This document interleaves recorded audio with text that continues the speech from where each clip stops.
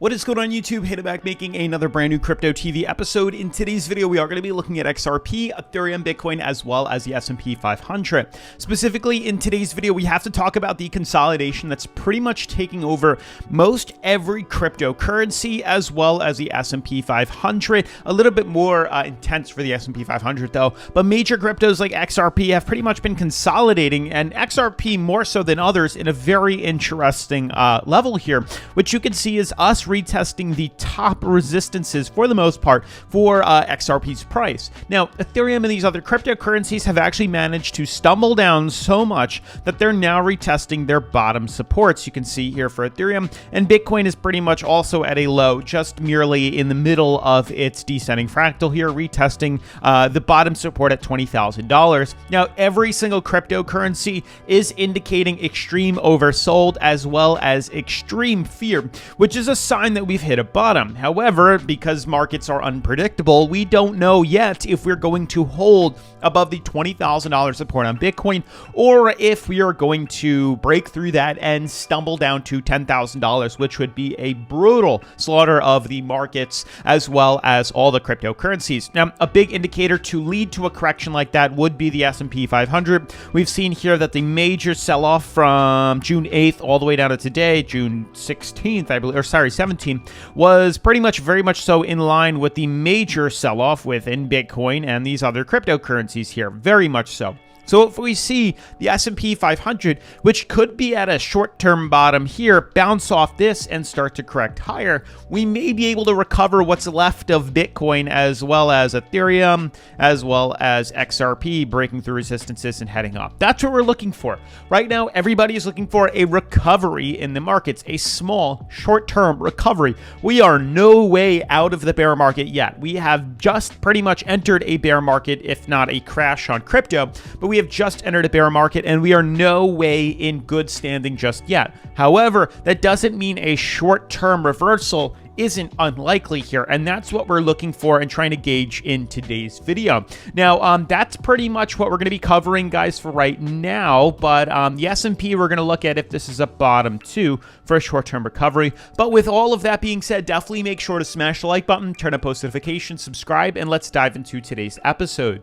Now, before we dive into the technical analysis, as you guys know, I just started my new finance channel here called Hayden Schreier. That's my name for those wondering. Now, on this channel, we're talking about everything finance as well as building up, your, investing and investment and money lifestyle, if that makes sense. So things like building a credit score as well as side hustles and even just information about the economy, because the best way to make money is to understand how money works. Don't invest in anything you don't understand. If you don't know what money is, you shouldn't be investing in it.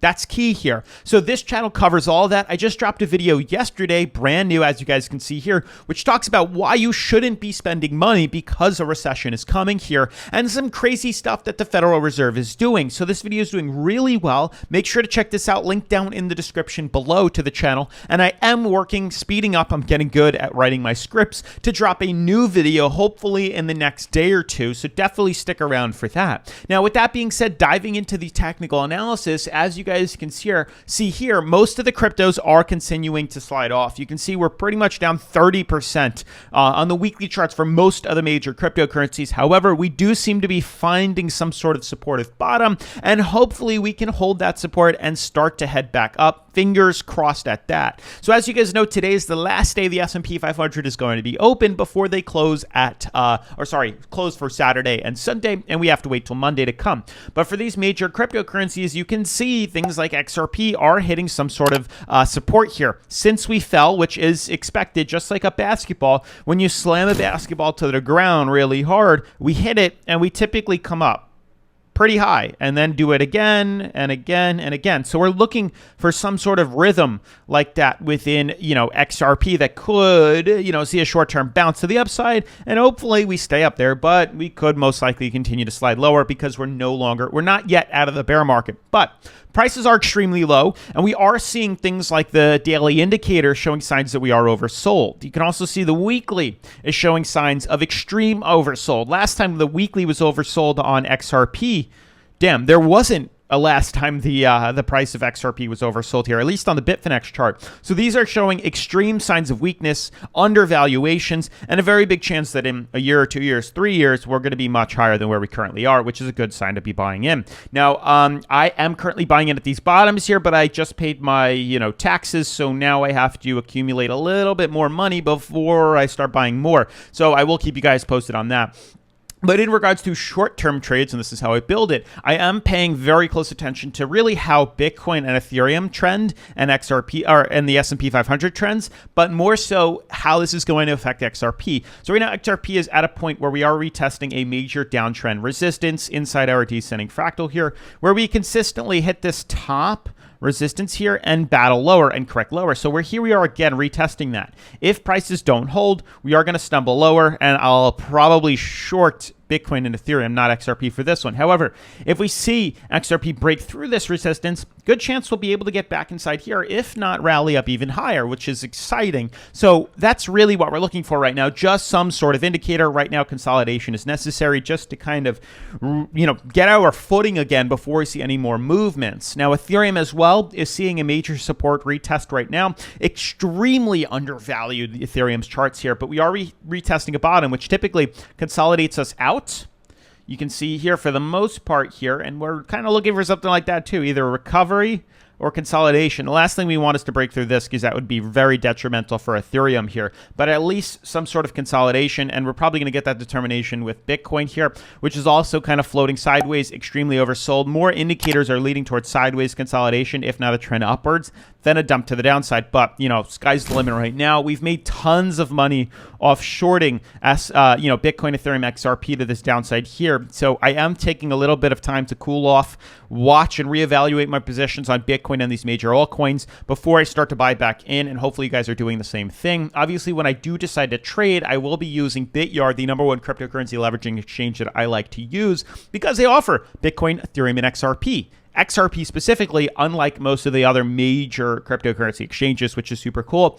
So when it is time, I click on XRP, I go over to the market order, type the amount of leverage that I want, which is super low the past couple of trades, type in the amount of margin, and then I click buy long or sell short to either short the market or, long the market, depending on where I think the markets are going, which is super cool. Now, for those that haven't already signed up, make sure to do so by clicking the link down in the description and clicking mystery box to get some free cryptocurrency as well as daily mine, which is awesome.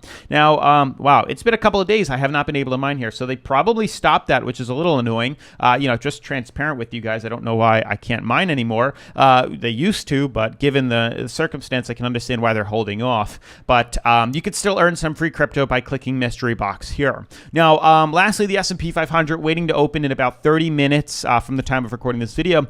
Also oversold. Typically, the S&P 500 is a little softer of an indicator than crypto. Crypto easily tanks below its bottom supports here. The S&P not so much. So because we're bouncing off or retesting major supports here, consistently when we do test bottom supports, we tend to reverse off of it. It happens quite often here. Also, again, retesting supports, typically we see a bounce off of it, and once again, test support, bounce off. So I am looking for maybe a small recovery within the S&P 500 too. I'd be very shocked. Everyone would be shocked if we break through here. And if we do fall to 3,200 points, which would probably mark the lowest point in the market I think we'd go to, anything lower than that is going to be pretty scary. This would be a 40% drop, which is insane. That would be worse than the pandemic, but still possible here.